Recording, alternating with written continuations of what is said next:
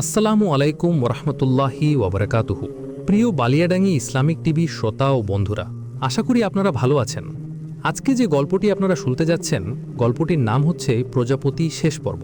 আর আমি আছি আপনাদের সঙ্গে মোহাম্মদ লুবান। এডিট পরিচালনায় রয়েছেন মঞ্জুর আলম, আর গল্পটি লিখেছেন মুসাফফা মিম। গল্পটি যদি আপনাদের ভালো লেগে থাকে, লাইক কমেন্ট করে চ্যানেলটি সাবস্ক্রাইব করতে ভুলবেন না। তো চলুন বেশি দেরি না করে গল্পে যাওয়া যাক। সাদমান কিছু বলল না, মুচকি হেসে নিজের ফোনে মনোযোগ দিল। ফিজা বালিশের পাশে চশমা রেখে কিছু একটা বলবে, এমন সময় রেহেনা বেগমটাকে ডাক দিলেন। ফিজা চলে গেল।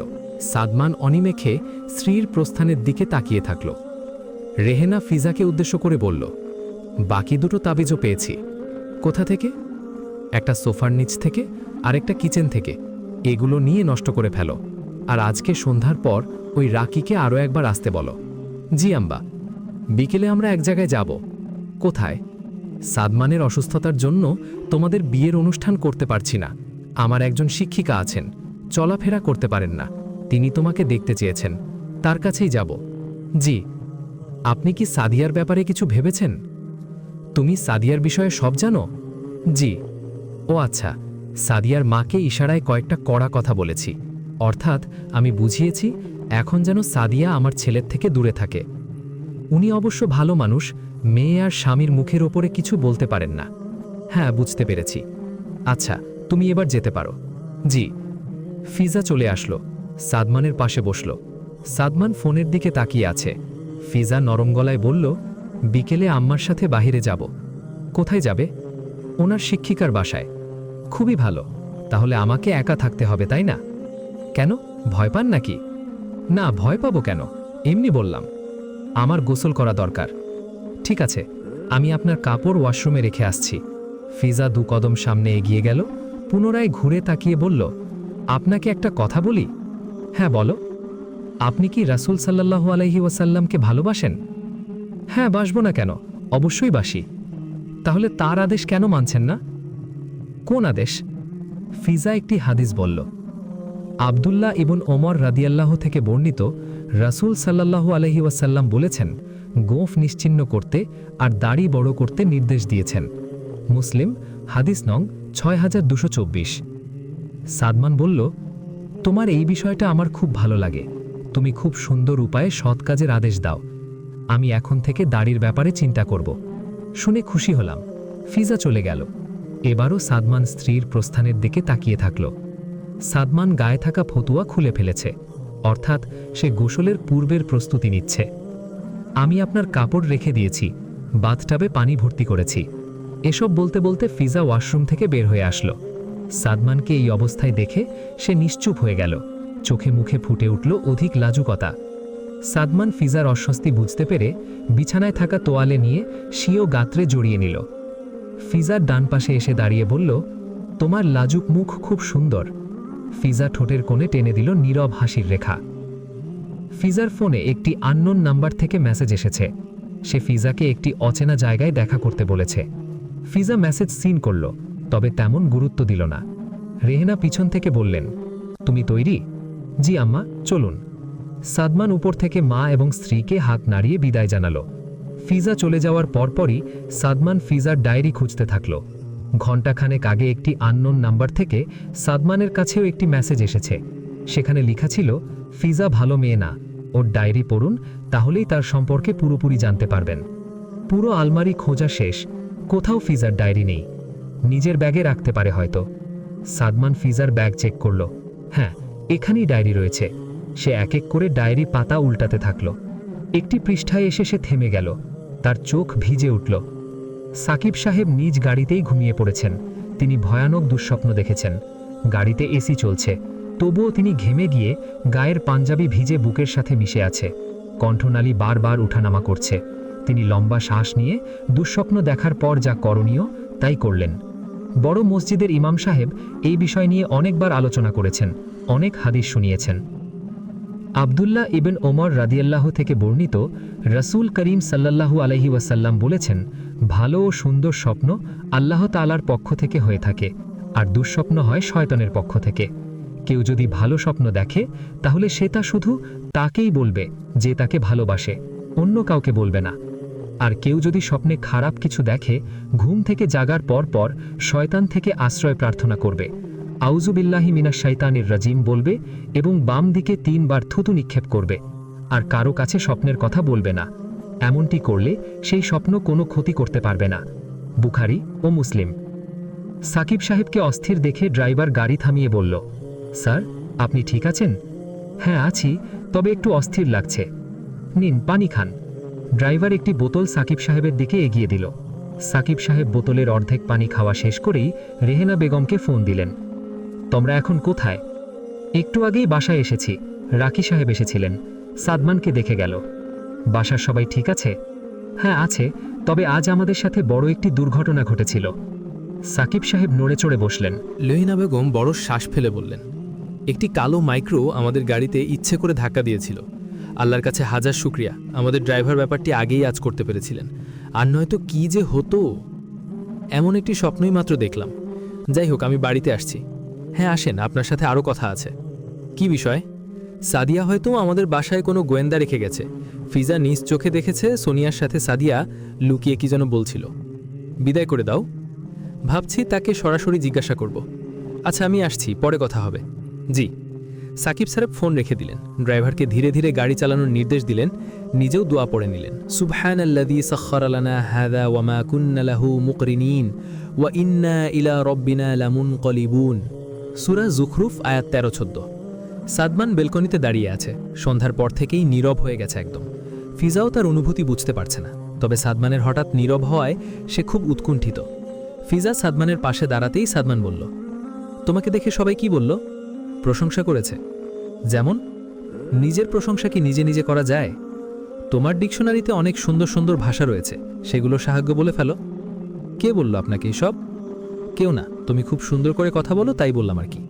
ও আচ্ছা, সবাই বলেছে সাদমানের বউ খুব সুন্দরী, খুব মিষ্টি। সাদমান মুচকি হেসে বলল, তুমি তাহলে সাদমানের বউ? ফিজা লাজুক চোখে সাদমানের দিকে তাকালো। সাদমানের অবয়ব থেকে বিষণ্ণতার রেশ কেটে গিয়েছে। সাদমান এক হাত দিয়ে ফিজার ললাটে থাকা চুলগুলো কানের পাশে সরিয়ে দিল। ফিজা দৃষ্টি নত করে নিল। দুজনেই নীরব। সাদমান নীরবতা ভেঙে বলল, তুমি নিজেই একটু পর চুলগুলো সরিয়ে দিতে, তাই আমি এবার তোমাকে সাহায্য করলাম। ফিজা কিছুই বলল না, সুন্দর মুখে কিছু অভিব্যক্তি প্রকাশ করল। তার অর্থ এরূপ ছিল, আমি কিছু মনে করিনি। সাদমান পুনরায় বলল, কখনো নিজের মধ্যে কষ্ট লুকিয়ে রেখেছ? হ্যাঁ, আমি এখনও হৃদয়ে বিশাল এক ক্ষত নিয়ে ঘুরছি, যা আমাকে প্রায় সময়ই নিস্তেজ বানিয়ে দেয়। ওহ। ফিজা বেশ অবাক হলো সাদমান পাল্টা প্রশ্ন করেনি দেখে। ফিজা পুনরায় বলল, আপনার ক্ষেত্রেও কি এমন হয়েছে কখনো? না, তবে সন্ধ্যার পর থেকে বুকটা কেন জানি খুব ভার লাগছে। কেন, আমাকে শেয়ার করা যাবে? কিছু জিনিস না জানাই ভালো। হ্যাঁ ঠিক বলেছেন, কিছু জিনিস আমরা চাইলেও কাউকে বলতে পারি না। সারা জীবন সেই দুঃখ যন্ত্রণার সাথে করে বয়ে বেড়াতে হয়। তবে আপনি চাইলে আমি সাময়িকভাবে আপনার মন ভালো করে দিতে পারি। সেটা কিভাবে? কোরআন তেলাওয়াত করি? হ্যাঁ করো। ফিজা কোরআন তেলাওয়াত শুরু করল। সূরা মারিয়াম পড়ছে সে। পৃথিবীতে শীতল বাতাস বইছে। বাগানের প্রতিটি গাছ ধীরে ধীরে নিজেদের শরীর দুলাচ্ছে। পাখিরা নেই, তবে ঝিঝিরা আছে। অথচ আপাতত তারা নিশ্চুপ, যেন তারা ফিজার সুললিত কণ্ঠের মনোযোগী শ্রোতা। মেঘের বুক চিরে একাধিক নক্ষত্র বেরিয়ে এসেছে। চাঁদ মামার উপস্থিতি পরিস্ফুট। বাগানে ছোট্ট একটি ঝর্ণার ব্যবস্থা রয়েছে। চক্রাকারে সেখানে পানির উপস্থিতি। চাঁদের প্রতিবিম্ব সেথায় স্পষ্ট দেখা যাচ্ছে। তবে সাদমান সেদিকে ভ্রুক্ষেপহীন। সে খুব মনোযোগ সহকারে তার হৃদয় রাজ্যের চাঁদকে দেখছে। একটা মানুষ একাধারে কত গুণের অধিকারী হতে পারে। লেখিকা, হাফেজা, সুন্দর আর্ট করতে জানে, সুন্দর গাইতে জানে, সুন্দর চরিত্র। সাদমান এসব ভাবতে ভাবতেই ফিজার কাঁধে হাত রাখল। ফিজা তেলোয়াত থামিয়ে দিল। তার শরীর কেঁপে উঠেছে। সাদমান কৌতূহলী হয়ে বলল, তেলোয়াত থামালে কেন? শুনতে ভালো লাগছিল আমার। ও বুঝেছি, কাঁধে হাত দিয়েছি তাই। আচ্ছা সরিয়ে নিচ্ছি। সাদমান হাত উঠাতে উদ্যত হলে ফিজা নরম গলায় বলল, সমস্যা নেই। রাখবো? আমি পুনরায় তেলোয়াত শুরু করছি। ফিজা ফাহামালাতহু ফান্তাবাজাত বিহি মাকানান কাসিয়্যা, এই আয়াত থেকে আবারও পড়তে থাকলো। সাদমান এবার আর তার স্ত্রীর থেকে চোখ সরাতে পারল না। সাদমানের অন্তরিন্দ্রিয় বলল, সাদমান, মেয়েটা অনেক বছর যাবৎ একটি কষ্ট নিজের মধ্যে লুকিয়ে রেখেছে। তোমার উচিত তার মন ভালো করার কারণ হওয়া। অথচ কি অদ্ভুত দেখো, সে তোমার মন ভালো করার জন্য চেষ্টা করছে। ফিজা তেলাওয়াত শেষ করেই সাদমানের দিকে তাকিয়ে মুচকি হাসল। সাদমান ফিজাকে আরও কাছে নিয়ে আসলো। ফিজার লাজুক অবয়বে এবার সে কাছ থেকে উপভোগ করছে। সাদমান অস্ফুট গলায় বলল, তুমি ছোটবেলা থেকেও অনেক বেশি সুন্দরী হয়ে গেছো। ফিজা ভ্রুকুচকে সাদমানের দিকে তাকাতেই সাদমান প্রস্তুত হয়ে বলল, আরে অনেকে এমন বলতে শুনেছি যারা নাকি ছোটবেলায় অনেক সুন্দর থাকে, বড় হলে তাদের সৌন্দর্য নষ্ট হয়ে যায়। অথচ দেখো তুমি ধীরে ধীরে শুধু সুন্দরী হচ্ছ, তাই বললাম আর কি। ও আচ্ছা, তার মানে আপনিও ছোটবেলায় বেশি সুন্দর ছিলেন? এবার সাদমান নড়ে চড়ে বলল, না আমি কম সুন্দর ছিলাম, দেখো না আমি এখন কত বেশি হ্যান্ডসাম এবং সুদর্শন। ফিজা লক্ষ্য করছে সাদমানের ভাব বাড়ছে। সে দুহাত বক্ষদেশের উপর ভাঁজ করে রেখে বলল, তুমি জানো আমার জন্য কত মেয়েরা পাগল? ফিজা দুষ্ট হেসে বলল, কই, আমি তো পাগল হওয়ার মতো কাউকে দেখছি না। আরে তুমি অন্ধ নাকি? তোমার সামনে একজন সুন্দর ছেলে দাঁড়িয়ে আছে, আর তুমি দেখতে পাচ্ছ না? কোথায়?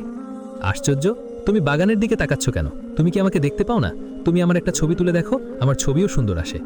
ফিজা হাসল, তবে এবার হাসির আওয়াজে কোনো নীরবতা ছিল না। সাদমান ভ্রু উঁচু করে ফিজার দিকে তাকিয়ে থাকল। ফিজা রসিক স্বরে বলল, আপনি জানেন? কি জানবো? আপনি যে একটা পাগল। তাহলে তুমি একটা পাগলি, যেহেতু তুমি আমার বউ। আমার এতে কোনো সমস্যা নেই।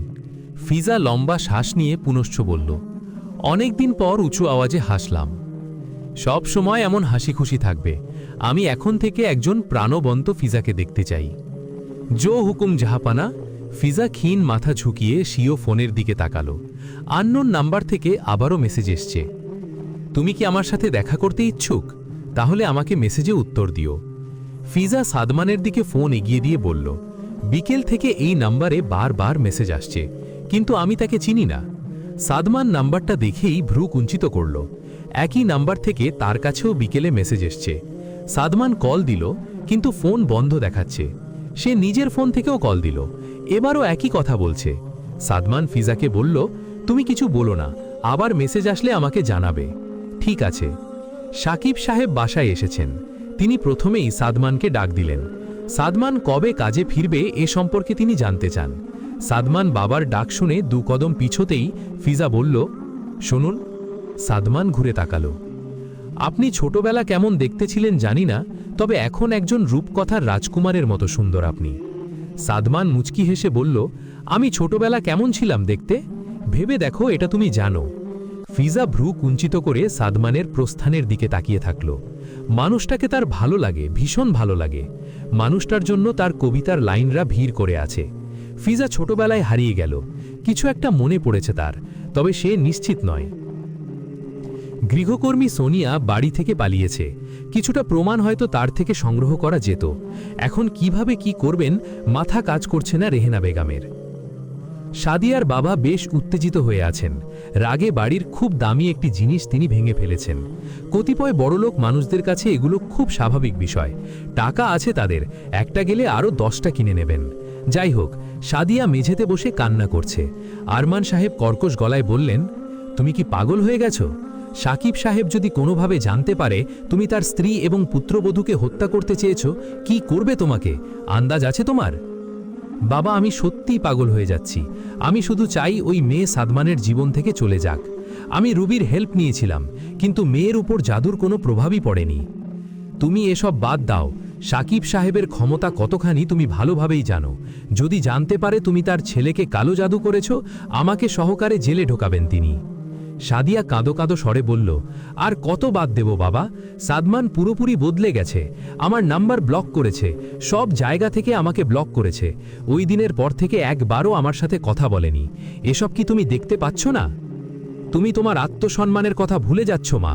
তোমার বাবা মাকে ছোট করছো। যে চলে গেছে তাকে যেতে দাও। জোর করে কিছুই হয় না। তুমিও নীরবে সরে আসো। শুধু শুধু কারো জন্য নিজেকে কষ্ট দেওয়া বোকামি। সাদিয়া বাবার পা জড়িয়ে বলল, কিছু করো বাবা। এবার আর আরমান সাহেব নিজেকে ধরে রাখতে পারলেন না। তিনি মেয়েকে অসম্ভব ভালোবাসেন। তিনি মেয়ের মাথায় হাত বুলিয়ে বললেন, ঠিক আছে, আমি করব, তবে কথা দাও তুমি আমাকে না জানিয়ে আর কোনো ভুল করবে না। কথা দিলাম। সাদিয়া বাবাকে বিশ্বাস করেছে। এক হাত দিয়ে চোখ মুছে নিজের রুমের দিকে পা বাড়িয়েছে। সোনিয়া উঠোনে বাসন মাজায় ব্যস্ত। 2 হাত ছাই রঙে কালো হয়ে আছে। কখনো বা হাত ললাটে এসে পড়ছে, তাই সেখানেও ছাইয়ের উপস্থিতি দেখা যাচ্ছে। সোনিয়ার 8 বছরের মেয়ে খুব কৌতূহলের সহিত মায়ের কপাল মুছে দিচ্ছে, আর বালিকা কণ্ঠে বলছে, মা, তোর কপালে দেখি ছাই। সোনিয়া কপালে 4-5টা ভাঁজ ফেলে উত্তর দিচ্ছে, তোরে না কইসি একবার, মারে তুই কই করে কইনি না? তুইও তো তোর মারে তুই বলে ডাকিস। আমি যা কর্মু তাই তোর করতে হইব। সোনিয়ার বর তখন কাজে যাচ্ছিল। তিনি বিরক্তির স্বরে বললেন, তোর থেকেই মাইয়া শিখছে এই সব। হইছে হইছে, আপনার এত জ্ঞান দেওয়ান লাগবো না, আপনি যে কি করেন হেইটা আর মাইয়ার সামনে না কইলাম। সোনিয়ার বাসন মাজা শেষ, এখন সেগুলো ধুয়ে পরিষ্কার করতে হবে। সে পুকুর পাড়ে চলে এসেছে। পুকুরের বুকে অজস্র শুকনো পাতা ছড়িয়ে ছিটিয়ে আছে। মেয়ে গেছে অন্য বান্ধবীদের সাথে খেলতে। সোনিয়া উবু হয়ে জিনিসগুলো রাখার সাথে সাথেই পিছন থেকে রেহেনা বেগমের আওয়াজ ভেসে আসলো। সোনিয়া বেশ ঘাবড়ে গেল। সে বুকে থুতু দিয়ে পিছনে ঘুরতেই রেহেনা বেগম বললেন, তার মানে তুমি লুকিয়ে গ্রামে চলে এসেছো? সোনিয়া ভাঙা ভাঙা গলায় বলল, আপনারে আমার গ্রামের ঠিকানা কে দিল? তোমার কি মনে হয় তোমার সম্পর্কে বিস্তারিত না জেনেই আমি তোমাকে কাজে রেখেছি? আচ্ছা বাড়ি তাহেন, চা নাস্তা দেই। যাব না, কিছু প্রশ্ন করব, সঠিক উত্তর দেবে। সোনিয়া শাড়ির আঁচল ঠিক করতে করতে একদিকে মাথা নাড়ালো। তুমি সাদিয়াকে কিভাবে চিনো এবং কবে থেকে চিনো? দেখো সত্যি বলবে, কারণ তুমি ভালোভাবেই জানো আমাদের পুরো বাড়িতে সিসি ক্যামেরার ব্যবস্থা রয়েছে। সোনিয়া শাড়ির আঁচলে হাত মুছতে থাকলো। চেহারায় ফুটে উঠেছে অস্বস্তি। কি উত্তর দেওয়া উচিত বুঝতে পারছে না। হয়তো সে এমন প্রশ্নের জন্য প্রস্তুত ছিল না। রেহেনা বেগম পুনশ্চ বললেন, কি হলো বলো? আসলে ম্যাডাম, আপনাদের বাসায় যেদিন কাজ নেয়ার 1 মাস পর থেকেই আমি সাদিয়া ম্যাডামরে চিনি। মানে উনি আমারে মাঝে মাঝেই মেলা টাকা দিত। কেন দিত? আমার মাইয়ার পড়ালেখার খরচ হিসাবে আর কি।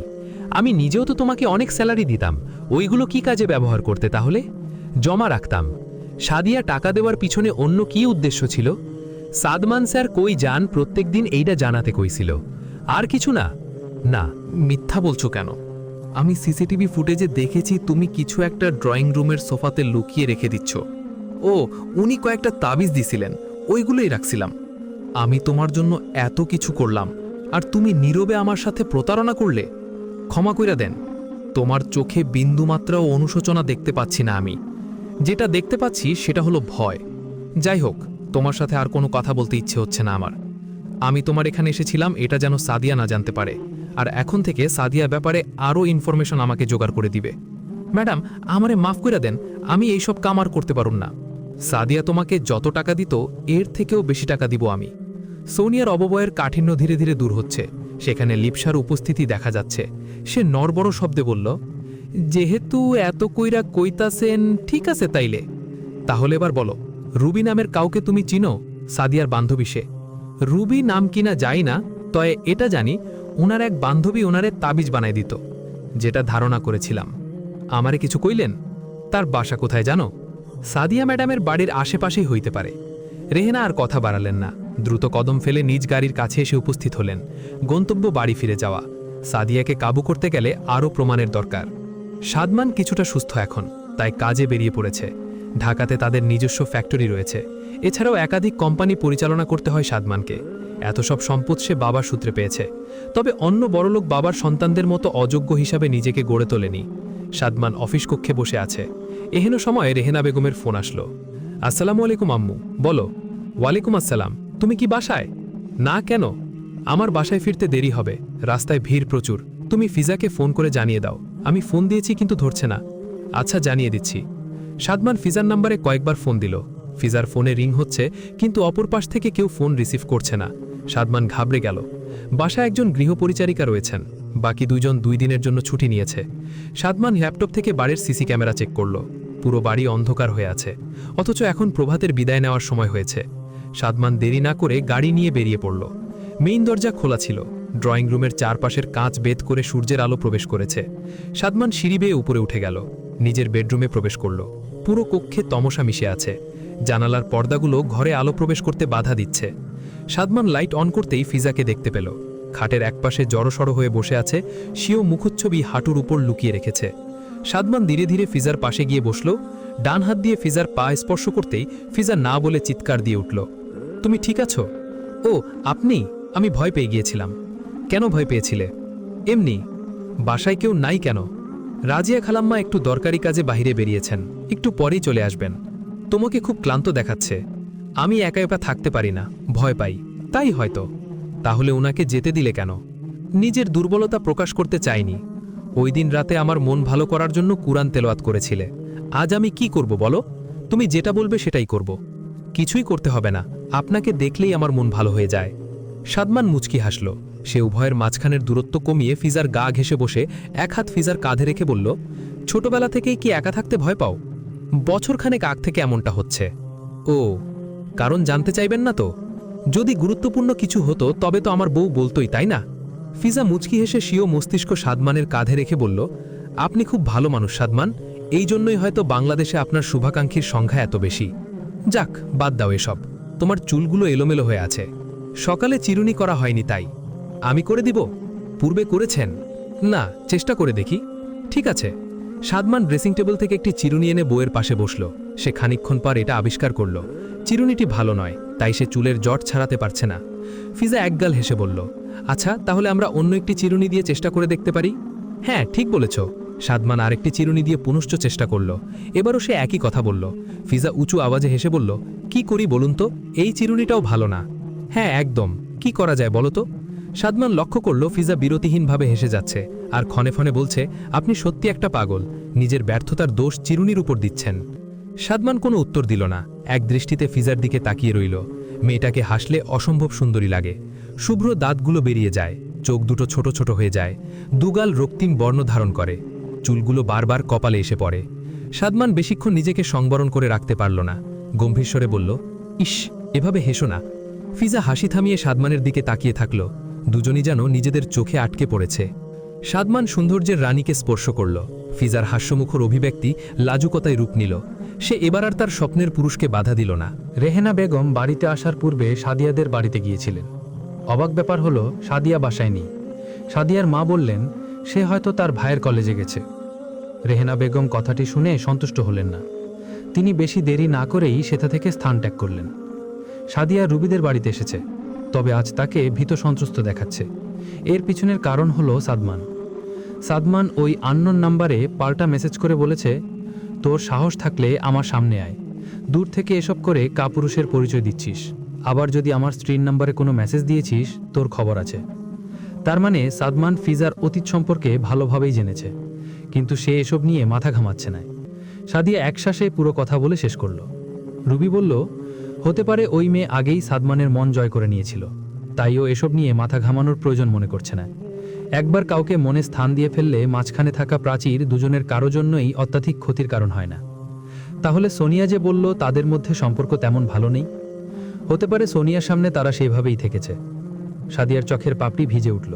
সে দাঁড়িয়ে গেল, হাঁপাতে হাঁপাতে বলল, আমি বোধহয় পাগল হয়ে যাব। মাথা ঠান্ডা কর। আননোন নাম্বারটি যে আমাদের, এটা যেন সাদমান না জানতে পারে, এই বুদ্ধি কর। আর নয়তো দুজনের অবস্থাই খারাপ হবে।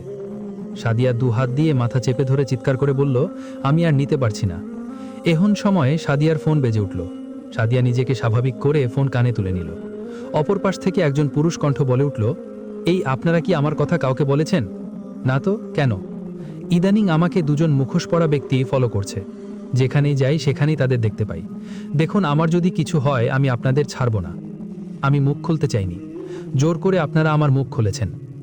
সাদিয়া ফোন রেখে দিল। দুজনের চোখে মুখেই ফুটে উঠল অতিশয় আতঙ্ক। এসবের পিছনে নীরব সাদমানের হাত নিত। সোনিয়া উঠোনে বাসন মাজায় ব্যস্ত। দুই হাত ছাই রঙে কালো হয়ে আছে। কখনো বা হাত ললাটে এঁচে পড়ছে, তাই সেখানেও ছাইয়ের উপস্থিতি দেখা যাচ্ছে। সোনিয়ার 8 বছরের মেয়ে খুব কৌতূহলের সহিত মায়ের কপাল মুছে দিচ্ছে, আর বালিকা কণ্ঠে বলছে, মা, তোর কপালে দেখি ছাই। সোনিয়া কপালে 4-5টা ভাঁজ ফেলে উত্তর দিচ্ছে, তরে না কইসি একবার, মারে তুই কইরা কইবি না? তুইও তো তোর মারে তুই বলে ডাকিস। আমি যা করমু তাই তোর করতে হইব। সোনিয়ার বর তখন কাজে যাচ্ছিল। তিনি বিরক্তি স্বরে বললেন, তর থেকেই মাইয়া শিখছে এইসব। হইছে হইছে, আপনার এত জ্ঞান দেওয়ান লাগবো না। আপনি যে কি করেন হেইডা আর মাইয়ার সামনে না কইলাম। সোনিয়ার ভাষণ মাজা শেষ, এখন সেগুলো ধুয়ে পরিষ্কার করতে হবে। সে পুকুর পাড়ে চলে এসেছে। পুকুরের বুকে অজস্র শুকনো পাতা ছড়িয়ে ছিটিয়ে আছে। মেয়ে গেছে অন্য বান্ধবীদের সাথে খেলতে। সোনিয়া উবু হয়ে জিনিসগুলো রাখার সাথে সাথেই পিছন থেকে রেহেনা বেগমের আওয়াজ ভেসে আসলো। সোনিয়া বেশ ঘাবড়ে গেল। সে বুকে থুতু দিয়ে পিছনে ঘুরতেই রেহেনা বেগম বললেন, তার মানে তুমি লুকিয়ে গ্রামে চলে এসেছো? সোনিয়া ভাঙা ভাঙা গলায় বলল, আপনারে আমার গ্রামের ঠিকানা কে দিল? তোমার কি মনে হয় তোমার সম্পর্কে বিস্তারিত না জেনেই আমি তোমাকে কাজে রেখেছি? আচ্ছা, বাড়ি তাহেন, চা নাস্তা দেই। যাব না, কিছু প্রশ্ন করব, সঠিক উত্তর দিবে। সোনিয়া শাড়ির আঁচল ঠিক করতে করতে একদিকে মাথা নাড়ালো। তুমি সাদিয়াকে কিভাবে চিনো এবং কবে থেকে চিনো? দেখো, সত্যি বলবে, কারণ তুমি ভালোভাবেই জানো আমাদের পুরো বাড়িতে এসিসি ক্যামেরার ব্যবস্থা রয়েছে। সোনিয়া শাড়ির আঁচলে হাত মুছতে থাকলো। চেহারায় ফুটে উঠেছে অস্বস্তি। কি উত্তর দেওয়া উচিত বুঝে উঠতে পারছে না। হয়তো সে এমন প্রশ্নের জন্য প্রস্তুত ছিল না। রেহনা বেগম পুনশ্চ বললেন, কি হলো বলো? আসলে ম্যাডাম, আপনাদের বাসায় যেদিন কাজ নেই এর 1 মাস পর থেকেই আমি সাদিয়া ম্যাডামরে চিনি। মানে উনি আমারে মাঝে মাঝেই মেলা টাকা দিত। কেন দিত? আমার মাইয়ার পড়ালেখার খরচ হিসাবে আর কি। আমি নিজেও তো তোমাকে অনেক স্যালারি দিতাম। ওইগুলো কি কাজে ব্যবহার করতে তাহলে? জমায় রাখতাম। সাদিয়ার টাকা দেওয়ার পিছনে অন্য কি উদ্দেশ্য ছিল?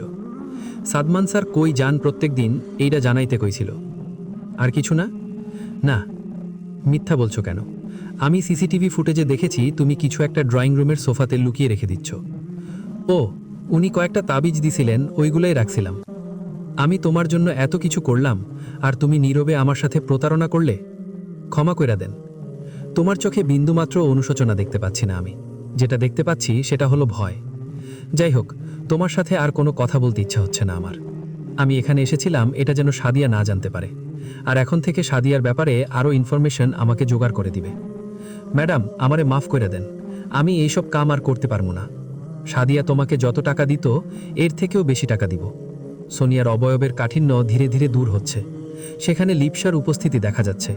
সে নরবর শব্দে বলল, যেহেতু এত কইরা কইতাছেন, ঠিক আছে তাইলে। তাহলে এবার বলো, রুবি নামক কাউকে তুমি চিনো? সাদিয়ার বান্ধবী সে। রুবি নাম কিনা জানি না, তো এইটা জানি উনার এক বান্ধবী উনারে তাবিজ বানাই দিত, যেটা ধারণা করেছিলাম। আমারে কিছু কইলেন? তার বাসা কোথায় জানো? সাদিয়া ম্যাডামের বাড়ির আশেপাশেই হইতে পারে। রেহেনা আর কথা বাড়ালেন না। দ্রুত কদম ফেলে নিজ গাড়ির কাছে এসে উপস্থিত হলেন। গন্তব্য বাড়ি ফিরে যাওয়া। সাদিয়াকে কাবু করতে গেলে আরও প্রমাণের দরকার। সাদমান কিছুটা সুস্থ এখন, তাই কাজে বেরিয়ে পড়েছে। ঢাকাতে তাদের নিজস্ব ফ্যাক্টরি রয়েছে। এছাড়াও একাধিক কোম্পানি পরিচালনা করতে হয় সাদমানকে। এত সব সম্পদ সে বাবার সূত্রে পেয়েছে, তবে অন্য বড়লোক বাবার সন্তানদের মতো অযোগ্য হিসাবে নিজেকে গড়ে তুলেনি। সাদমান অফিস কক্ষে বসে আছে। এহেন সময় রেহেনা বেগমের ফোন আসলো। আসসালামু আলাইকুম আম্মু, বলো। ওয়ালাইকুম আসসালাম। তুমি কি বাসায়?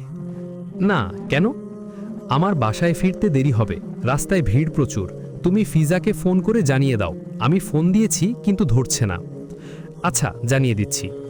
সাদমান ফিজার নাম্বারে কয়েকবার ফোন দিল। ফিজার ফোনে রিং হচ্ছে, কিন্তু অপর পাশ থেকে কেউ ফোন রিসিভ করছে না। সাদমান ঘাবড়ে গেল। বাসায় একজন গৃহপরিচারিকা রয়েছেন, বাকি দুজন 2 দিনের জন্য ছুটি নিয়েছে। সাদমান ল্যাপটপ থেকে বাড়ির সিসি ক্যামেরা চেক করল। পুরো বাড়ি অন্ধকার হয়ে আছে, অথচ এখন প্রভাতের বিদায় নেওয়ার সময় হয়েছে। সাদমান দেরি না করে গাড়ি নিয়ে বেরিয়ে পড়ল। মেইন দরজা খোলা ছিল। ড্রয়িং রুমের চারপাশের কাঁচ বেদ করে সূর্যের আলো প্রবেশ করেছে। সাদমান সিঁড়ি বেয়ে উপরে উঠে গেল। নিজের বেডরুমে প্রবেশ করল। পুরো কক্ষে তমসা মিশে আছে। জানালার পর্দাগুলো ঘরে আলো প্রবেশ করতে বাধা দিচ্ছে। সাদমান লাইট অন করতেই ফিজাকে দেখতে পেল। খাটের একপাশে জড়সড় হয়ে বসে আছে। সিও মুখচ্ছবি হাঁটুর উতর লুকিয়ে রেখেছে। সাদমান ধীরে ধীরে ফিজার পাশে গিয়ে বসল। ডান হাত দিয়ে ফিজার পা স্পর্শ করতেই ফিজা না বলে চিৎকার দিয়ে উঠল। তুমি ঠিক আছো? ওহ, আপনি? আমি ভয় পেয়ে গিয়েছিলাম। কেন ভয় পেয়েছিলে? এমনি। বাসায় কেউ নাই কেন? রাজিয়া খালাম্মা একটু দরকারি কাজে বাহিরে বেরিয়েছেন, একটু পরেই চলে আসবেন।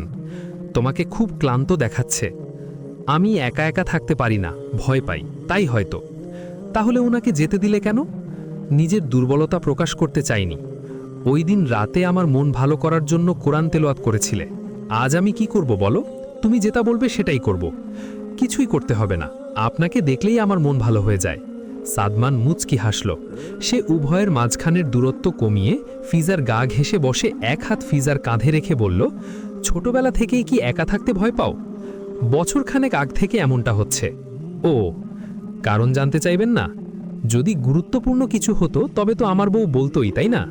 ফিজা মুচকি হেসে স্বীয় মস্তিষ্ক সাদমানের কাঁধে রেখে বলল, আপনি খুব ভালো মানুষ সাদমান, এই জন্যই হয়তো বাংলাদেশে আপনার শুভাকাঙ্ক্ষীর সংখ্যা এত বেশি। যাক, বাদ দাও এসব। তোমার চুলগুলো এলোমেলো হয়ে আছে। সকালে চিরুনি করা হয়নি তাই। আমি করে দিব? পূর্বে করেছেন? না, চেষ্টা করে দেখি। ঠিক আছে। সাদমান ড্রেসিং টেবিল থেকে একটি চিরুনি এনে বউয়ের পাশে বসল। সে খানিকক্ষণ পর এটা আবিষ্কার করল, চিরুনিটি ভালো নয়, তাই সে চুলের জট ছাড়াতে পারছে না। ফিজা এক গাল হেসে বলল, আচ্ছা, তাহলে আমরা অন্য একটি চিরুনি দিয়ে চেষ্টা করে দেখতে পারি। হ্যাঁ, ঠিক বলেছ। সাদমান আরেকটি চিরুনি দিয়ে পুনশ্চ চেষ্টা করল। এবারও সে একই কথা বলল। ফিজা উঁচু আওয়াজে হেসে বলল, কি করি বলুন তো, এই চিরুনিটাও ভালো না। হ্যাঁ একদম, কি করা যায় বলো তো? সাদমান লক্ষ্য করল ফিজা বিরতিহীনভাবে হেসে যাচ্ছে আর ক্ষণে ক্ষণে বলছে, আপনি সত্যি একটা পাগল, নিজের ব্যর্থতার দোষ চিরুনির উপর দিচ্ছেন। সাদমান কোনো উত্তর দিল না, এক দৃষ্টিতে ফিজার দিকে তাকিয়ে রইল। মেয়েটাকে হাসলে অসম্ভব সুন্দরী লাগে। শুভ্র দাঁতগুলো বেরিয়ে যায়, চোখ দুটো ছোট ছোট হয়ে যায়, দুগাল রক্তিম বর্ণ ধারণ করে, চুলগুলো বারবার কপালে এসে পড়ে। সাদমান বেশিক্ষণ নিজেকে সংবরণ করে রাখতে পারল না, গম্ভীর স্বরে বলল, ইস, এভাবে হেসো না। ফিজা হাসি থামিয়ে সাদমানের দিকে তাকিয়ে থাকল। দুজনেই যেন নিজেদের চোখে আটকে পড়েছে। সাদমান সৌন্দর্যের রানীকে ছুঁয়ে দেখল। ফিজা হাস্যমুখর অভিব্যক্তি লাজুকতায় রূপ নিল। সে এবার আর তার স্বপ্নের পুরুষকে বাধা দিল না। রেহেনা বেগম বাড়িতে আসার পূর্বে সাদিয়াদের বাড়িতে গিয়েছিলেন। অবাক ব্যাপার হলো, সাদিয়া বাসায় নেই। সাদিয়ার মা বললেন সে হয়তো তার ভাইয়ের কলেজে গেছে। রেহেনা বেগম এই কথাটি শুনে সন্তুষ্ট হলেন না। তিনি বেশি দেরি না করেই সেথা থেকে স্থান ত্যাগ করলেন। সাদিয়া রুবিদের বাড়িতে এসেছে, তবে আজ তাকে ভীত সন্ত্রস্ত দেখাচ্ছে। এর পেছনের কারণ হলো সাদমান ওই আননোন নাম্বারে পাল্টা মেসেজ করে বলেছে, তোর সাহস থাকলে আমার সামনে আয়, দূর থেকে এসব করে কাপুরুষের পরিচয় দিচ্ছিস, আবার যদি আমার স্ত্রীর নাম্বারে কোনো মেসেজ দিস তোর খবর আছে। তার মানে সাদমান ফিজার অতীত সম্পর্কে ভালোভাবেই জেনেছে, কিন্তু সে এসব নিয়ে মাথা ঘামাচ্ছে না। সাদিয়া এক শ্বাসে পুরো কথা বলে শেষ করল। রুবি বলল, হতে পারে ওই মেয়ে আগেই সাদমানের মন জয় করে নিয়েছিল, তাই সে এসব নিয়ে মাথা ঘামানোর প্রয়োজন মনে করছে না। একবার কাউকে মনে স্থান দিয়ে ফেললে মাঝখানে থাকা প্রাচীর দুজনের জন্যই অত্যাধিক ক্ষতির কারণ হয় না। তাহলে সোনিয়া যে বলল তাদের মধ্যে সম্পর্ক তেমন ভালো নেই, হতে পারে সোনিয়ার সামনে তারা সেভাবেই থেকেছে। সাদিয়ার চোখের পাপড়ি ভিজে উঠল। সে দাঁড়িয়ে গেল, হাঁপাতে হাঁপাতে বলল, আমি বোধহয় পাগল হয়ে যাব। মাথা ঠান্ডা কর, আননোন নাম্বারটি যে আমাদের এটা যেন সাদমান না জানতে পারে, এই বুদ্ধি কর, আর নয়তো দুজনের অবস্থাই খারাপ হবে। সাদিয়া দু হাত দিয়ে মাথা চেপে ধরে চিৎকার করে বলল, আমি আর নিতে পারছি না। এহেন সময় সাদিয়ার ফোন বেজে উঠল। সাদিয়া নিজেকে স্বাভাবিক করে ফোন কানে তুলে নিল। অপর পাশ থেকে একজন পুরুষ কণ্ঠ বলে উঠল, এই, আপনারা কি আমার কথা কাউকে বলেছেন? না তো কেন, ইদানিং আমাকে দুজন মুখোশ পরা ব্যক্তি ফলো করছে, যেখানেই যাই সেখানেই তাদের দেখতে পাই। দেখুন, আমার যদি কিছু হয় আমি আপনাদের ছাড়ব না। আমি মুখ খুলতে চাইনি, জোর করে আপনারা আমার মুখ খুলেছেন। সাদিয়া ফোন রেখে দিল। দুজনের চোখে মুখে ফুটে উঠল অতিশয় আতঙ্ক। এসবের পিছনে নীরব সাদমানের হাত নেই তো? রেহেনা বেগমকে বাড়িতে আনা হয়েছে, এখন কিছুটা সুস্থ তিনি। কিভাবে কি হয়েছিল পুরো বিস্তারিত ছেলেকে আর বরকে জানিয়েছেন। 4 রাস্তার মোড়ে একটি বাচ্চা মেয়ে ফুল বিক্রি করছিল। সহসা গাড়ির কাছের সামনে এসে 2-3 বার টোকা দিল। রেহেনা আগ্রহ নিয়ে তাকালেন। মেয়েটি হাতের ফুল দেখিয়ে বলল, ম্যাডাম একটা ফুল নেন না। রেহেনা বেগম বললেন, নাম কি তোমার? ফারজানা। বাড়ি কোথায়? এই তো সামনে। তোমার বাবা কি করে? বাবা নেই, মা আছে কিন্তু অসুস্থ। রেহেনা বেগমের বেশ মায়া হলো, তিনি সবগুলো ফুল কিনে নিলেন। মেয়েটি রেহেনার এহেন চরিত্রে বেশ অবাক হলো। বুঝতেই পারল না অজ্ঞাত একজন ব্যক্তি কেন তাকে ফুল দেওয়ার ব্যাপারে বাধ্য করেছে। এই জন্য তাকে ভালো টাকাও দেওয়া হয়েছে। মেয়েটি রুক্ষ অবয়বে রেহেনার গাড়ির দিকে তাকিয়ে থাকলো। গাড়ি সামনে চলতে শুরু করেছে। আকাশে মেঘ ডাকছে, মনে হচ্ছে বৃষ্টি হবে। বৃষ্টি হওয়ার পূর্বের বাতাস ধুলাবালি সাথে নিয়ে জমিনের দিকে এগিয়ে আসছে। নিচে পড়ে থাকা কাগজ, পলিথিনও তাদের সাথে তাল মিলাচ্ছে। প্রত্যেকেই নিজেদের প্রস্তুত করে সামনে এগিয়ে যাচ্ছে। খানিকক্ষণ পর ড্রাইভার গাড়ি থামালেন। রেহেনার আচানক অজ্ঞান হয়ে যাওয়ায় তিনি বেশ বিচলিত। এটাই ছিল আগের দিনের কাহিনী। সাকিব সাহেব বেশ রেগে আছেন। বাচ্চা মেয়েটি নিজের সরলতায় মানুষদের কাবু বনিয়ে সর্বনাশ করছে। তিনি এসবের একটা বিহিত করতে চান, কিন্তু সাদমান এখানে রহস্যের গন্ধ পাচ্ছে। বাচ্চা মেয়েটি যদি নিজের স্বার্থেই এমনটি করত, তাহলে সে কিছু একটা অবশ্যই আম্মুর কাছ থেকে নিয়ে যেত, অথচ সে এমন কিছুই করেনি। হতে পারে মেয়েটাকে অন্য কেউ চালিত করছে, যে আমাদের পূর্ব পরিচিত। সাকিব সাহেব ছেলের কথার প্রেক্ষিতে বলল, তোমার কথা একদম ফেলে দেওয়ার মতো নয়, কিন্তু কে এসব করতে পারে ধারণা করতে পারছো? সময় লাগবে, অবশ্যই আমি খুঁজে বের করব। কথোপকথন শেষ করে প্রত্যেকে যার যার রুমে চলে গেল। ফিজা রেহেনার কক্ষেই থেকে গিয়েছে। রেহেনার রুবির বিষয়টি ফিজাকে খুলে বললেন। ফিজা অস্ফুট গলায় বলল, আম্মা, আমি কি সাদমানকে এ সম্পর্কে জানাবো? হ্যাঁ, জানিয়ে দাও, তবে সাবধানে। আমি চাই না আমার ছেলের আর কোনো ক্ষতি হোক। চিন্তা করবেন না, আমি ওনার পাশে থাকব। রেহেনা বেগম আর কথা বাড়ালেন না। অতপর ফিজা তাকে খাবার খাইয়ে দিলেন। রেহেনা বেগম পুত্রবধূর আচরণে বেশ আনন্দিত। সবসময় তার মনে আক্ষেপ ছিল একজন মেয়ের মা হবেন। আল্লাহ তার আশা পূরণ করেছেন। ঘড়িতে সময় 12টা। সাদমান চোখ বুজে আছে। শত চেষ্টা করেও ঘুমাতে পারছে না। মস্তিষ্কে উদ্বিগ্নের উপস্থিতি, চেহারায় শঙ্কার আবির্ভাব গাঢ়। তার মনে হচ্ছে কেউ একজন তার পরিবারকে ধ্বংস করে দিতে চাচ্ছে, কিন্তু সে তার পরিবারকে ভীষণ ভালোবাসে। সাদমান ডান দিকে ফিরতেই ফিজার হাতে হাত পড়ল। ঘুমে বিভোর ফিজার নাকি গালায় বলল, এখন না, এখন না, পরে। সাদমান মুচকি হাসল। সে ড্রিম লাইটের আলোয় খানিকক্ষণ স্ত্রীর দিকে তাকিয়ে থাকল। শত চেষ্টা করেও ঘুমের দেখা পেল না সে। এপাশ ওপাশ করে উঠে বসল। আজকের চাঁদ পরিস্ফুটো, আকাশে মেঘের উপস্থিতি ক্ষীণ, বাগানে মেঘধ বাতাস। তার বেলকনিতে যে বসে থাকল। বেলকনিতে 2টি চেয়ারের ব্যবস্থা আছে। কে বা কারা তার শত্রু সে খুঁজে পাচ্ছে না। আকস্মিক পিছন থেকে আওয়াজ আসলো। না ঘুমিয়ে এখানে বসে আছেন যে? আওয়াজটি তার পরিচিত। সাদমান পিছনে না ফিরেই বলল, ঘুম আসছে না আমার। কেন? আম্মুর বিষয়টি নিয়ে চিন্তিত। একটা কথা বলি? বলো। ফিজা শুরু থেকে সবকিছু জানালো সাদমানকে। সাদমান বিস্ময় হয়ে সব শুনল। এসব তার কাছে অবিশ্বাস্য লাগছে। সাদমান ললাটে ভাঁজ ফেলে বলল, কিভাবে ধরব তাদের? আমরা রুবির কাছে ছদ্মবেশে যাব অথবা অন্য কাউকে তার সমস্যা নিয়ে পাঠাবো। এরপর তার থেকে সাহায্য চাইব। যদি সে কোনো কালু জাদুর সাহায্যে বিষয়টি সমাধান করে দেয়, তাহলে বিষয়গুলো পরিষ্কার হয়ে যাবে। এভাবেই ধীরে ধীরে সাদিয়ার কীর্তিকলাপ আমরা জানতে পারব। আর এই জন্য যদি বাংলাদেশে কোনো শাস্তি লিখা থাকে, সেটাও তার উপর প্রয়োগ করা হবে। সাদমান মুগ্ধ হয়ে ফিজার কথা শুনছিল। সে এক হাত দিয়ে ফিজার মাথায় হাত বুলিয়ে বলল, দারুণ বলেছ পুচকি, তুমি হলে বিউটি উইথ ব্রিলিয়ান্ট। পুচকি, এ নামে আমাকে একজন ছেলে ডাকত। কোথায় দেখেছিলে তাকে? আমার বাবা আমাদের একবার পাহাড়ি এলাকায় ভ্রমণে নিয়ে গিয়েছিলেন। সেখানে আমরা 1 মাস ছিলাম। তখন এক বড়লোক বাবার ছোট্ট ছেলের সাথে পরিচয় হয় আমার। আমি খেলায় বারবার হেরে যেতাম, সুন্দর করে দৌড়াতে পারতাম না, পড়ে যেতাম, পাহাড়ে উঠতে পারতাম না।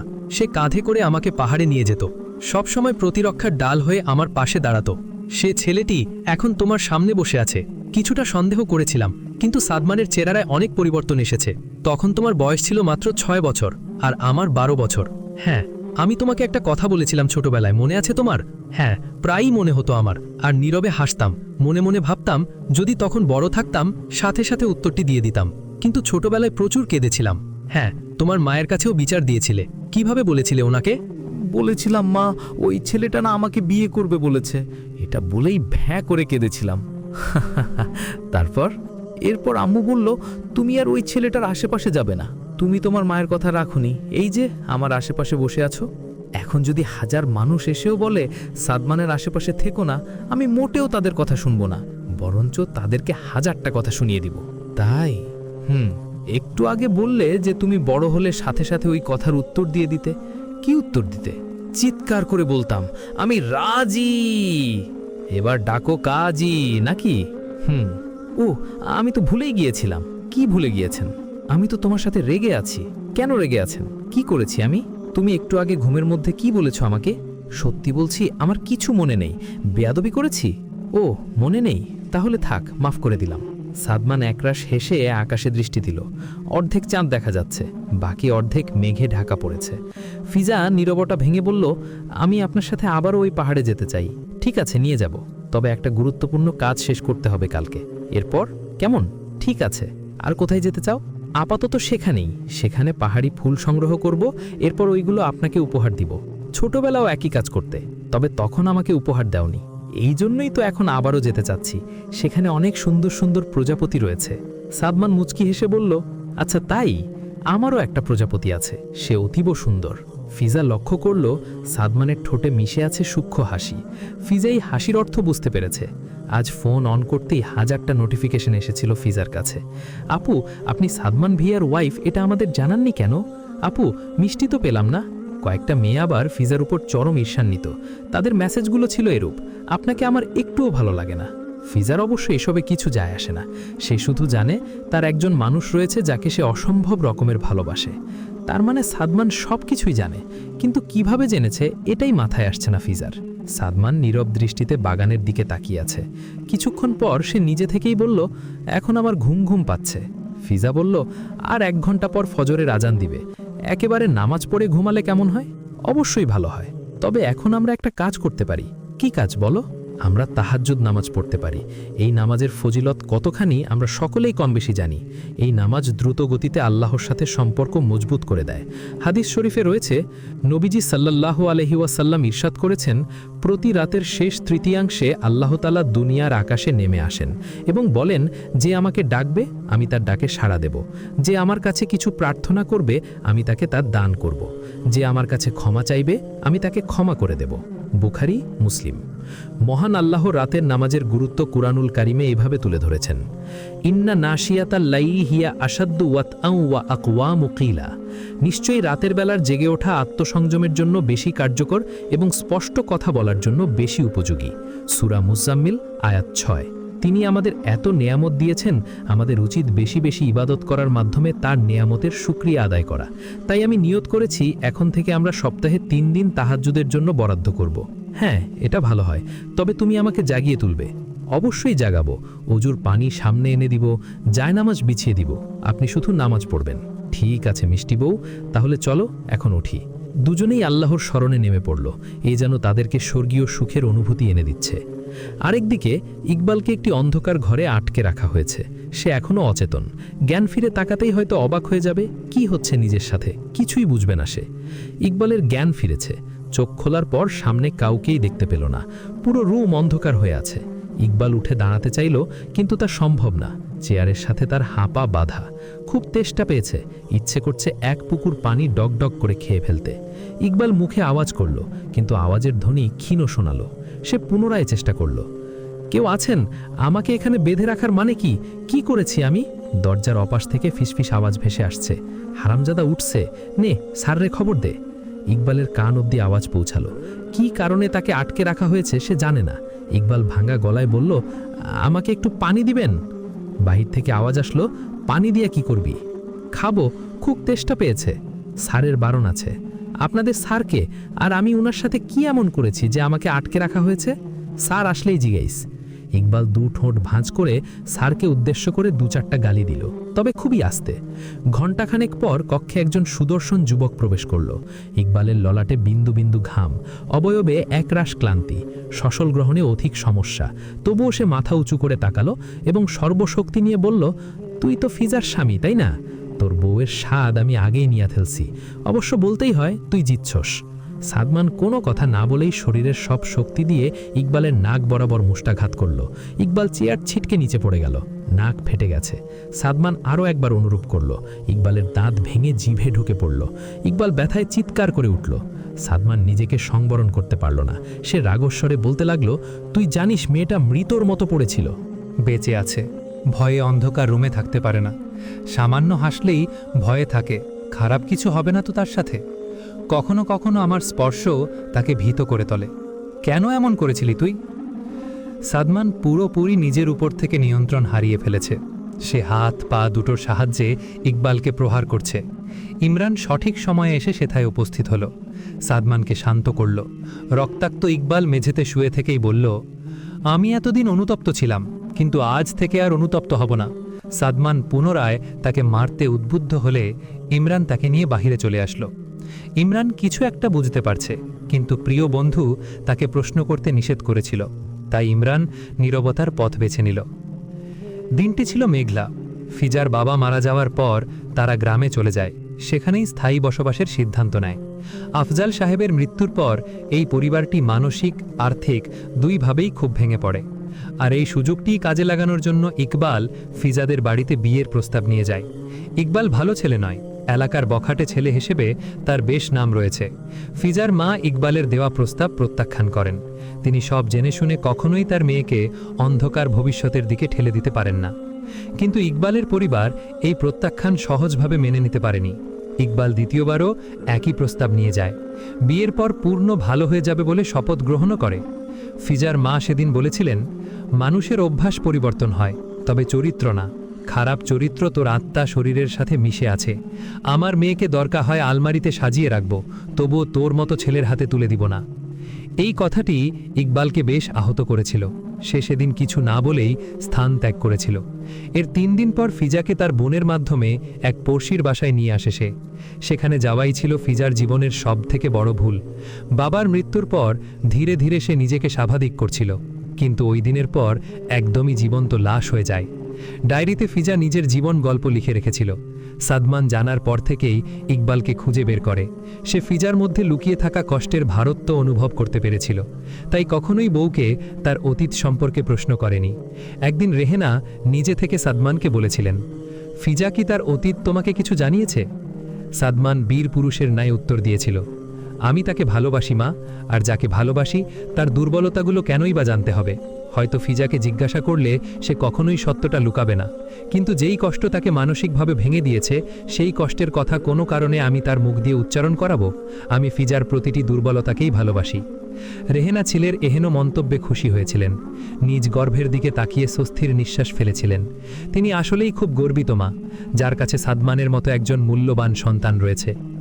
সাদমান কিছুটা শান্ত হলে ইমরান বলল, রুবিনানের মেয়েটাকে পেয়েছি। ইকবালের সাথে সাদিয়ার কীর্তিকলাপ নিয়ে মেসেজ করেছিল, আমি স্ক্রিনশট নিয়েছি। সাদিয়া অনেক আগ থেকেই তোকে তার স্বার্থের জন্য ব্যবহার করে আসছে।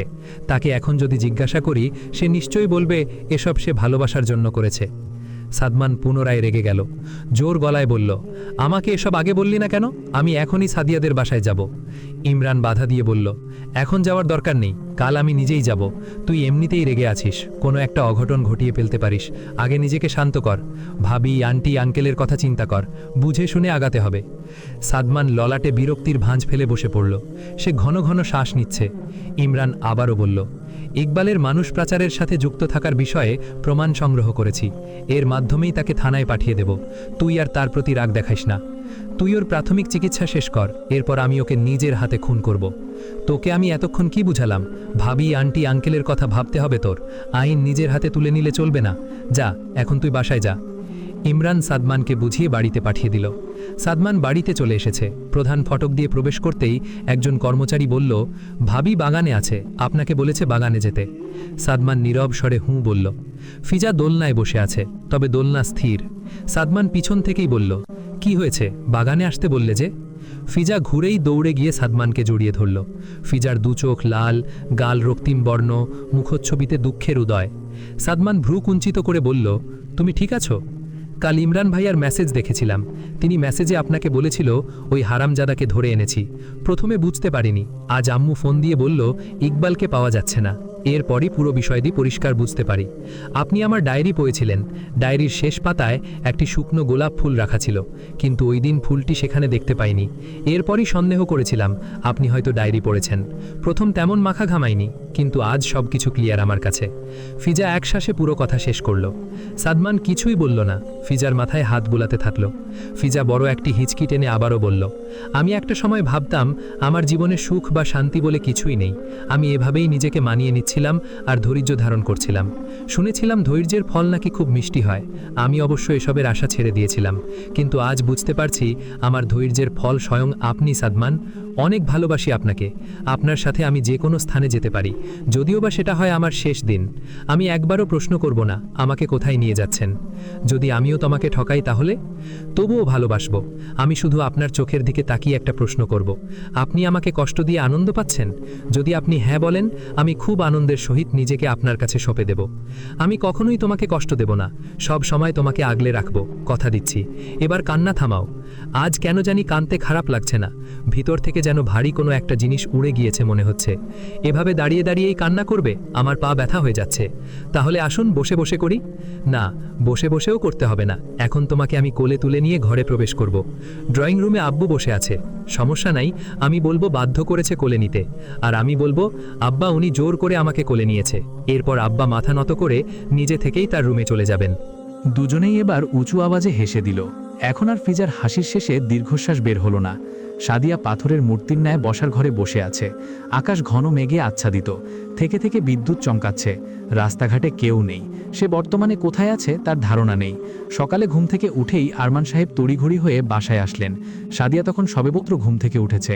তিনি কপালে একাধিক ভাঁজ ফেলে বললেন, দ্রুত তৈরি হও, রাসেল নামের একটি ছেলে তোমাকে নিতে আসবে। রাতের ফ্লাইটেই তুমি কানাডা যাবে। কিন্তু কেন বাবা? তোমার বান্ধবী রুবি আগুনে পুড়ে সুইসাইড করেছে, এজন্য ইমরান তোমাকে ধরতে আসছে। তাছাড়াও সাদমান নাকি তোমার ব্যাপারে নালিশ করেছে। এটুকু শুনেই সাদিয়া অচেতন হয়ে পড়ে গেল। এরপর আর তার কিছু মনে নেই। সাদিয়া বারান্দায় নেমে এসেছে।